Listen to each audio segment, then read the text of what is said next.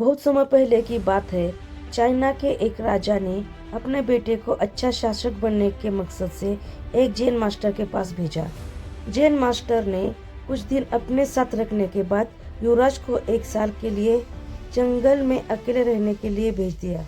जब युवराज लौटे तो मास्टर ने पूछा, बताओ तुमने जंगल में क्या सुना? मैंने कोयल की कूक सुनी, नदियों की कलकल सुनी, पत्तियों की सरसराहट सुनी, मधुमक्खियों की गुंजन सुनी, मैंने झिंगुरों का शोर सुना, हवा की धुन सुनी।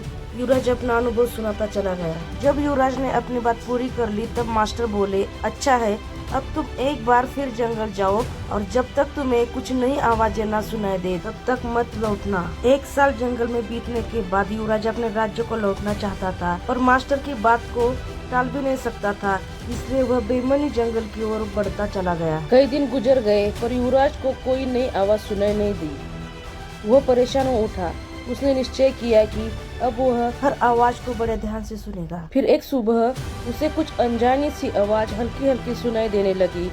इस घटना के कुछ दिनों बाद वह जैन मास्टर के पास वापस लौटा और बोला, पहले तो मुझे वही ध्वनियाँ सुनाई दी जो पहले देती थी, लेकिन एक दिन जब मैंने बहुत ध्यान से सुनना शुरू किया तो मुझे वो सुनाई देने लगा जो पहले कभी नहीं सुनाई दिया था। मुझे कलियों के खिलने की आवाज सुनाई देने लगी।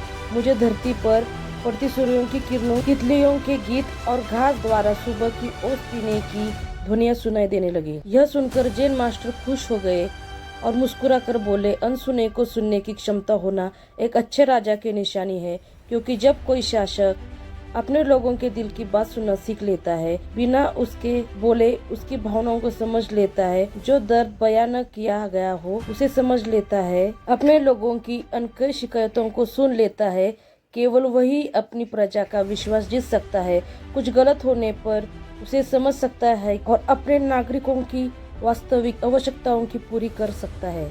दोस्तों, अगर हमें अपनी फील्ड का लीडर बनना है तो हमें भी वो सुनना सीखना चाहिए जो नहीं कहा गया है, यानी हमें उस युवराज की तरह बिल्कुल अलर्ट होकर अपना काम करना चाहिए और अपने साथ काम करने वालों की जरूरतों और भावनाओं का ख्याल रखना चाहिए। तभी हम खुद को एक ट्रू लीडर की तरह स्थापित कर सकेंगे।